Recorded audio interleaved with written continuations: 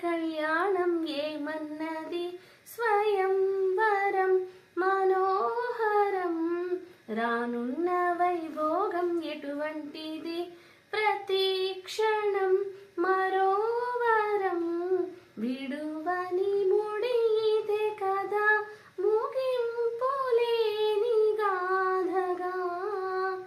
తరముల పాటుగా తరగని పాటగా ప్రతి జత సాక్షిగా ప్రణయము నేలగా సదా కన్నుల్లోని కలలు అన్ని కరిగిపోని కళలుగా కళ్ళ ముందు పారాడగా